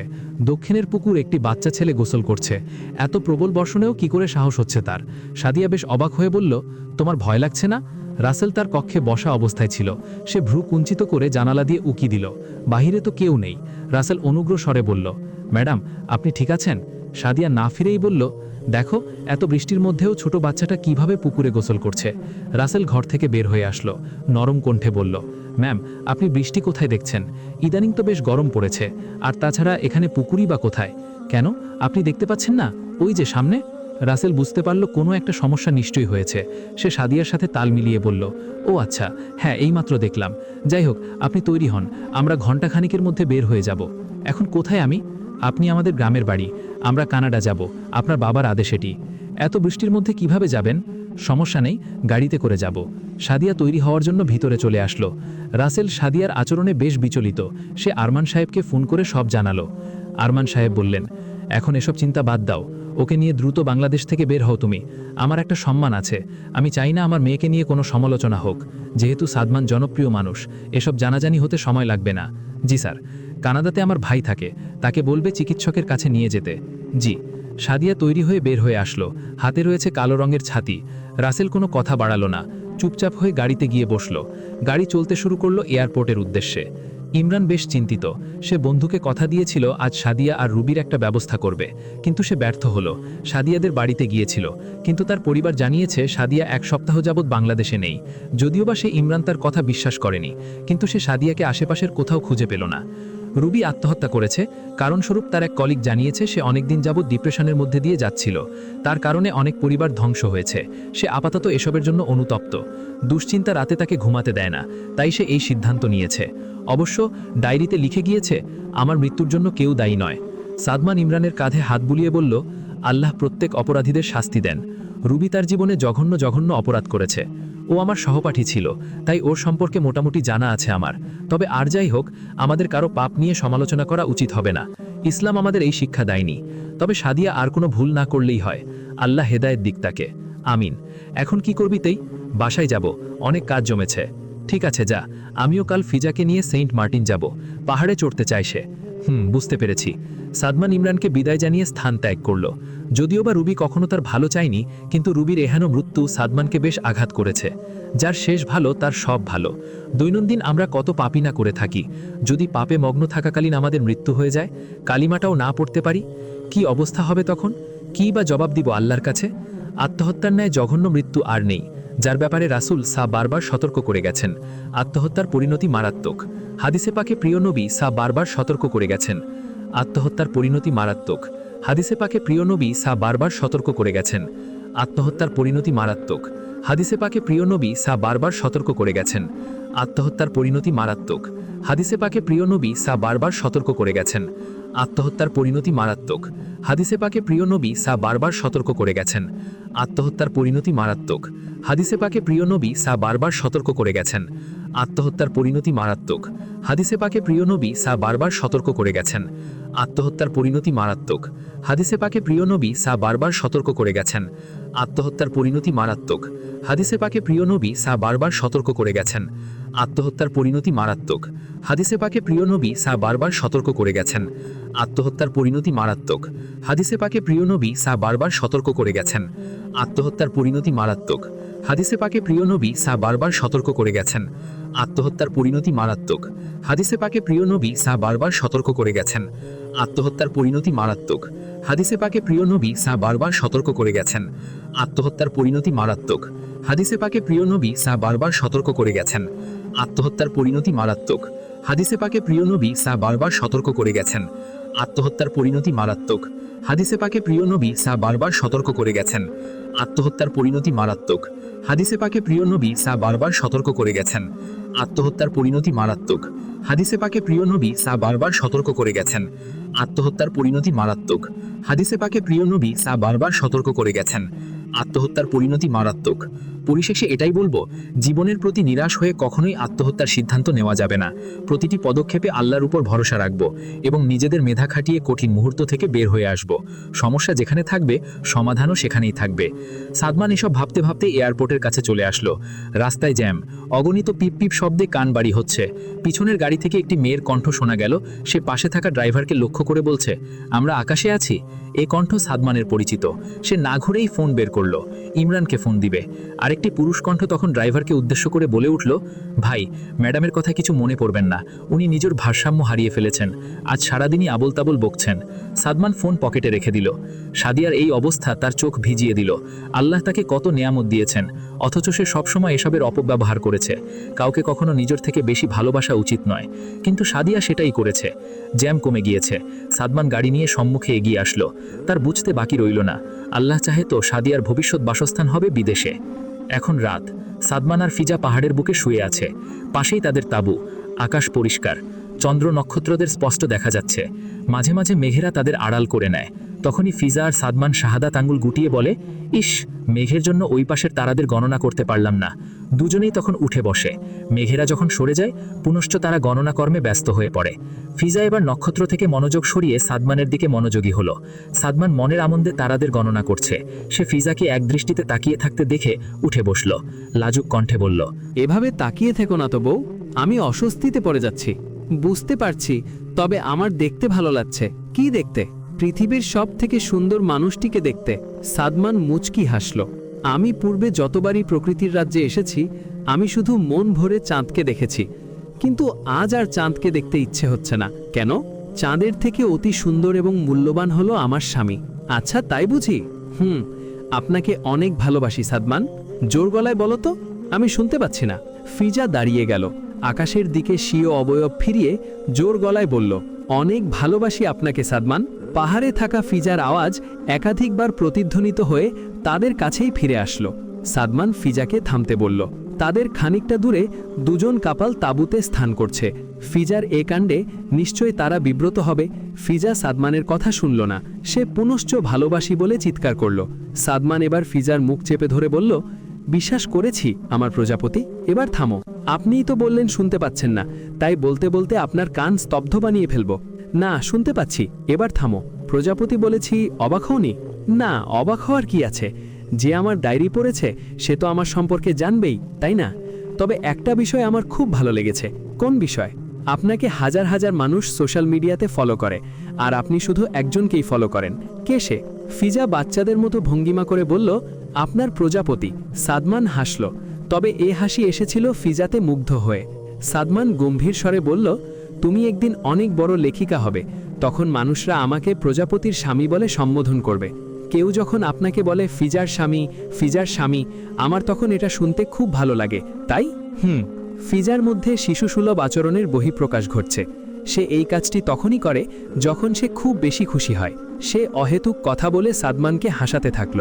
সাদমান বাধ্য ছেলের মতো বউয়ের সাথে তাল মিলালো। কিছুক্ষণ পর ফিজা তার চুলের বেনি থেকে কিছু পাহাড়ি ফুল সাদমানের হাতে দিয়ে বলল, এই নিন আপনার ফুল। ফুলগুলো নষ্ট হয়ে গিয়েছে। ঠিক আছে, কোনো ব্যাপার না, আমিও তোমার মতো এগুলো ডায়েরিতে সংগ্রহ করে রাখব প্রজাপতি। এগুলো কি খুব মূল্যবান কিছু? হ্যাঁ, কারণ আমার প্রজাপতি আমার কাছে অনেক বেশি মূল্যবান, তাই তার দেওয়া একটি শুকনো পাতাও আমার কাছে হীরা জহরত থেকে দামি। ফিজা মুচকি হেসে সাদমানের দিকে তাকিয়ে থাকল। দুজনেই দুজনের চোখে আটকে পড়ল। পৃথিবীর শীতল বাতাস রোমাঞ্চকর মুহূর্তের আগমন ঘটাচ্ছে। সাদমান বেশিক্ষণ সেথায় দাঁড়িয়ে থাকল না। বউকে কোলে তুলে নিয়ে তাঁবুতে চলে আসলো। তাঁবু এখন আলোশূন্য। 25 বছরের এক তরুণ সাদমানের পিছনে দাঁড়িয়ে আছে। তার নাম আজজাদ। আজ আকাশ মেঘলা, তবে বৃষ্টির দেখা নেই। বৃক্ষের পাতারা শীতল বাতাসে দুলছে। ঈষৎ রোদ পাতার আনাচে কানাচে বেদ করে জমিনে ছায়া নকশা তৈরি করছে। তবে সাদমানের এসবে কোনো ভ্রুক্ষেপ নেই। সাদমান বর্তমানে 60 বছরের বয়োজ্যেষ্ঠ। সে নিজ এলাকার একজন এমপি। সে তার স্ত্রীর কবরের পাশে দাঁড়িয়ে কুরআন তেলাওয়াত করছে। এই কাজটি সে প্রায় সময়ই করে। আজ থেকে 3 বছর আগে ফিজা জীবনের ইতি টেনেছে। তখন সংবাদ মাধ্যমে বড় করে হেডলাইন হয়েছিল, বিখ্যাত ইসলামিক নোবেল রাইটার ফিজা খান শারীরিক অসুস্থতার কারণে ঢাকার স্বনামধন্য এক হাসপাতালে শেষ নিঃশ্বাস ত্যাগ করেন। ফিজার শুভাকাঙ্ক্ষীরা এই খবরে বেশ আহত হয়েছিল। তার জন্য সব জায়গায় কান্নার রোল পড়ে গিয়েছিল। প্রত্যেকে মুনাজাতে ফিজার নাম ধরে দোয়া করেছিল। এই কয়দিনে সে অনেক ভালোবাসা অর্জন করে নিয়েছে, কিন্তু এত সব কিছুর মধ্যেও তার কাছে গুরুত্বপূর্ণ ছিল তার স্বামীর ভালোবাসা। মৃত্যুর আগের দিন রাতে ফিজা সাদমানকে উদ্দেশ্য করে বলেছিল, আমি সবসময় চেয়েছিলাম আমার একজন ভালোবাসার মানুষ থাকবে। আমি তার লাইলি হব আর সে আমার মজনু হবে। আল্লাহর কাছে হাজার শুকরিয়া, তিনি আমার দোয়া কবুল করেছেন। আজ দুজনেরই চুল পেকে গিয়েছে, অথচ আমরা একসাথেই রয়েছি। কেন যেন মন বলছে এটাই হয়তো শেষ রাত হবে আমার জীবনে। আপনি আমাকে ক্ষমা করুন সাদমান। বৃদ্ধা ফিজার মুখে আঙ্গুল দিয়ে বলেছিল, এসব আবোল তাবোল বকবে না। আল্লাহ তোমার হায়াত আরও বৃদ্ধি করে দিক, আমি দোয়া করি, আমিন। আজকের রাতটা আমার পাশে বসে থাকবেন? হ্যাঁ থাকব। আজ যাদের জন্য মন টানছে, আমার ছেলেটা আমি ছাড়া একদম একা হয়ে যাবে। এসব চিন্তা মাথায় এনো না ফিজা। কিছু কিছু সময় সত্য মেনে নিতে হয় সাদমান। আমি বিশ্বাস করি আপনি আমাকে অনেক ভালোবাসেন, তাই একটা আবদার করব। কি আবদার বলো? আমাকে কখনোই আপনার মন থেকে বের করে দিবেন না, আর আমার ছেলের প্রতি অনেক বেশি যত্নবান হবেন। আমি তোমার শেষ প্রেম, জান্নাতে গিয়ে আমি তোমার সাথেই থাকতে চাই। মন থেকে বের করার তো প্রশ্নই আসে না। ফিজার চোখ ভিজে উঠল। সে ২৭ বছরের দাম্পত্য জীবনে উকি দিল। মানুষটা তাকে অসম্ভব ভালোবেসেছে। সে কষ্ট পাবে এমন কোনো কাজ কখনো করেনি। আজজাদ হওয়ার পর ডাক্তার জানিয়েছিলেন ফিজা আর কখনো মা হতে পারবে না। ফিজা এই বিষয়টি নিয়ে প্রায় সময়ই দুঃখ পেত, কিন্তু সাদমান তাকে শান্ত স্বরে বলতো, ফিজা তুমি ওইসব মানুষদের দেখো যাদের একজন সন্তানও নেই। তাদের তুলনায় তো আল্লাহ আমাদের ভালো রেখেছেন, তাই না? তাহলে তুমি আর কখনো মন খারাপ করে থাকবে না। কিন্তু এটুকুই শেষ ছিল না। ফিজা আর সাদমানের জীবনের সবথেকে কঠিন মুহূর্ত এসেছিল যখন আজজাদের বয়স ১০ বছর। একটি গাড়ি অ্যাক্সিডেন্টে ফিজার দুটি পা অচল হয়ে যায়। হুইল চেয়ার তার নিত্য সঙ্গীতে পরিণত হয়। ফিজা তার ভাগ্যকে মেনে নিতে পারলেও সাদমানের জন্য বেশ কষ্টে ছিল।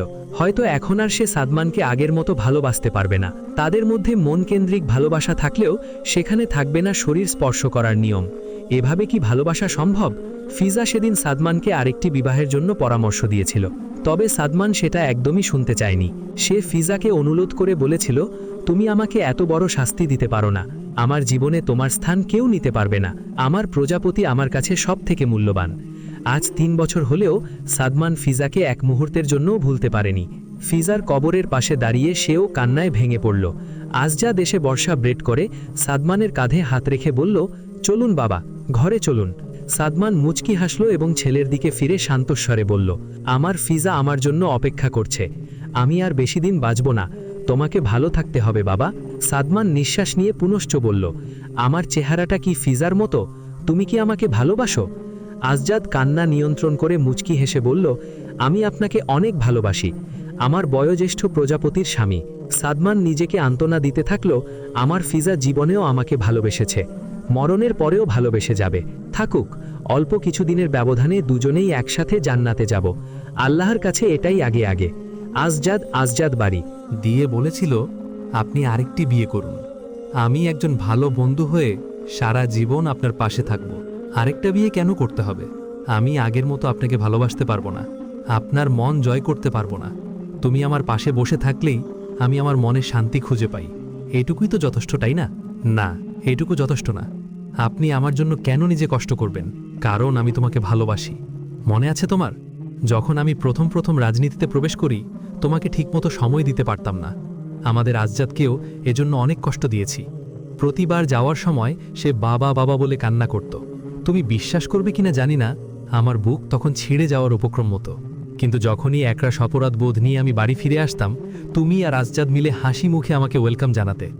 আমি তোমার দিকে তাকিয়ে মুগ্ধ হয়ে যেতাম, যেন আমার কোনো অপরাধী নেই। অথচ আমি এতটাই ব্যস্ত হয়ে পড়েছিলাম যে আমার যে একটি পরিবার আছে, মাঝে মাঝে আমি সেটাও ভুলে যেতাম। কিন্তু তুমি সবসময় ক্লান্ত আমিকে সান্ত্বনা দিয়ে বলতে, মনে কষ্ট নেবেন না সাদমান, আমি আমার ভালো থাকা ভালো লাগাগুলোকে আপনার ভালো থাকা ভালো লাগার মধ্যে যুক্ত করে দিয়েছি। তাই এখন আর আপনার দূরত্ব আমাকে কষ্ট দেয় না। আজও অনুরূপ কথাই তোমাকে বলছি ফিজা, আমি তোমাকে সত্যিই অনেক বেশি ভালোবেসে ফেলেছি। আর এ ভালোবাসা আমি তোমার থেকেই শিখেছি। আমরা না হয় একটু ভিন্ন শহরে যেয়ে প্রেম শুরু করব এখন থেকে, যেই শহরে স্পর্শ করার নিয়ম থাকবে না। ফিজা সেদিন বাচ্চাদের মতো কেঁদেছিল। সে স্বামীর এহেন সিদ্ধান্ত কিছুতেই মেনে নিতে পারেনি, তাই 1 বছরের মতো দুজনই দূরত্ব নিয়েছিল। এই 1 বছর আজজাদ, ফিজা, সাদমান কেউ ভালো ছিল না, কিন্তু ফিজা সাদমানের ভালোবাসার কাছে হেরে গিয়েছিল। সাদমান এক শীতের সকালে ফিজার সামনে হাঁটু গেড়ে বসে বলেছিল, তোমাকে ছাড়া পুরো 1টা বছর কাটিয়েছি, তুমি ধারণাও করতে পারবে না। এই 1 বছরের দিনগুলো আমি কতটা কষ্টে পার করেছি। একটু সংবাদ মাধ্যমে দৃষ্টি দাও, আমাকে নিয়ে একাধিক অহেতুক নিউজ হয়েছে। আমি কাজে অমনোযোগী হয়ে গিয়েছি, আমি মানুষদের ঠকিয়েছি, হ্যান ত্যান ইত্যাদি।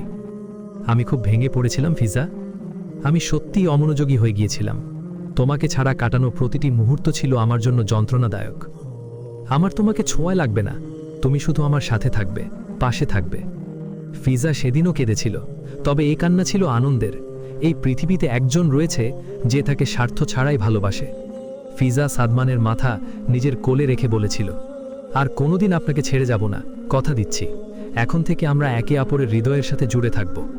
আজজাদ বাবা মায়ের এই সিদ্ধান্ত খুব খুশি হয়েছিল, কারণ সে বাবা মায়ের দূরত্ব কিছুতেই মেনে নিতে পারেনি। এসব ভাবতে ভাবতেই ফিজা সাদমানের দিকে তাকালো।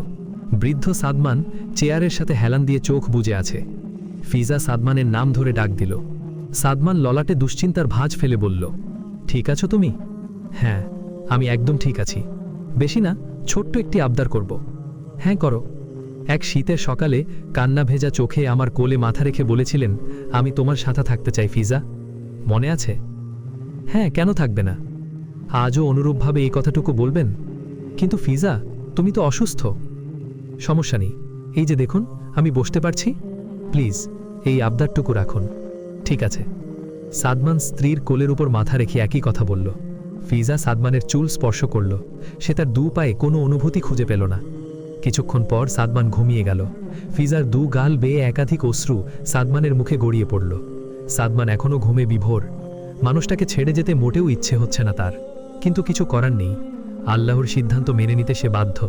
ফিজার বুকে ব্যথা শুরু হলো। সে একটু টু শব্দ করল না। সে সাদমানকে জাগাতে চায় না।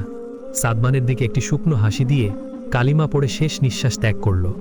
ঘুমন্ত সাদমান কিছুই টের পেল না। অবশেষে তার ঘুম ভাঙল ফজরের আজানের ধ্বনি শুনে। সাদমান সেদিন বিন্দুমাত্রও কাঁদেনি। তার চোখ ছিল নির্শূন্য, তবে বাসায় এসেই বাচ্চাদের মতো হাউমাউ করে কেঁদেছিল। দুঃখিত আজজাদ অশ্রু ভেজা চোখ নিয়ে বাবার পিঠে হাত বুলিয়ে দিল। সে এক মুহূর্তের জন্য নিজের চোখকে ছুটি দিচ্ছে না, কিন্তু সে বাবাকে শান্ত করার চেষ্টা করছে। এমনটি সে তার মাকে প্রায় সময়ই করতে দেখত। ফিজা যত বেশি ক্লান্ত থাকুক না কেন, সে সবসময় নিজের দুঃখ আড়াল করে স্বামীর পাশে এসে দাঁড়াত। ক্লান্ত স্বামীর পিঠে হাত বুলিয়ে দিত, তাকে ভরসা দিত, উঠে দাঁড়াতে সাহায্য করত। মায়ের দেখানো পন্থা আজজাদ ভুলেনি। ফিজার মৃত্যুতে পুরো বাংলাদেশ কেঁদেছিল। সে যে শুধু লেখালেখিতেই নিজেকে সীমাবদ্ধ রেখেছে, বিষয়টি তেমন নয়। সে এসবের পাশাপাশি একাধিক দরিদ্র মানুষের ভরণ পোষণের দায়িত্ব নিয়েছে। ফিজার জানাজার ভিড় ছিল অবাক করার মতো। সাদিয়াও এসেছিল। সাদিয়া কানাডাতে যে নিজেকে পরিবর্তন করে নিয়েছে। কয়েক বছর যাবৎ সে অসুস্থ ছিল। আল্লাহর ইচ্ছায় সে ধীরে ধীরে সুস্থ হয়ে উঠল এবং রাশেদকে বিয়ে করল। অসংখ্যবার নিজের ভুলের জন্য ফিজা এবং সাদমানের কাছে ক্ষমা চাইল। দুজনেই সাদিয়াকে ক্ষমা করে দিয়েছে। আজজাদ আকাশের দিকে তাকিয়ে বলল, বাবা, গুড়ি গুড়ি বৃষ্টি পড়ছে, চলো এবার বাড়ি ফিরে যাই। তুমি যাও বাবা, আমার যেতে ইচ্ছে করছে না। আজজাদ এক কদম পিছনে নিয়ে আসলো, অর্থাৎ সে চলে যাওয়ার জন্য উদ্ধত হয়েছে। কিন্তু কিছুক্ষণ পর একটি ছাপা নিয়ে পুনরায় ফিরে আসলো, বাবার মাথার উপর ধরল। সাদমান মুচকি হেসে বলল, শুধু আমার সেবা করলে চলবে নাকি? এখন তোমাকে বিয়ে শাদিও করতে হবে। আপনাদের মতো এত সুন্দর জীবন যদি আমার হতো, সত্যি খুব খুশি হতাম আমি। হবে বাবা, তোমার মা সব সময় তোমার জন্য একটা দোয়া করত, আল্লাহ যেন তোমাকে এমন একজন জীবনসঙ্গিনী দান করেন যে তোমাকে জান্নাতে নিয়ে যেতে সাহায্য করবে, যার পাশে থাকলে তোমার মনে হবে এই পৃথিবীটা হয়তো স্বর্গ। আল্লাহ তোমাকে কবুল করুক। আমিন বাবা। কিছুক্ষণের মধ্যেই পূর্ণ শক্তি নিয়ে বৃষ্টি জমিনে ছুটে আসলো। সাদমান ছেলেকে নিয়ে বাড়ির বারান্দায় এসে দাঁড়ালো। ফিজার কবরটি এখান থেকে দেখা যাচ্ছে। সে এক হাত দিয়ে বৃষ্টি স্পর্শ করল। ফিজা এই কাজটি প্রায় সময়ই করত। সাদমানের শুভ্র দাড়িতে অগণিত বৃষ্টির ঝাঁট মিশে গেল। সাদমান ফিজার কবরের দিকে পুনশ্চ দৃষ্টি দিয়ে লম্বা শ্বাস নিয়ে মনে মনে বলল, আমাদের গল্পের কখনোই ইতি হবে না, কারণ আমিও দ্রুত তোমার কাছে ফিরে আসছি আমার প্রজাপতি। এখানেই শেষ হলো একটি হৃদয় শীতল করা ভালোবাসার গল্প। সব কাজই মনোযোগ দিয়ে করা উচিত, ঠিক তদ্রূপভাবে ভালোবাসাও মনোযোগ দিয়ে করা উচিত, ঠিক সাদমান আর ফিজার মতো।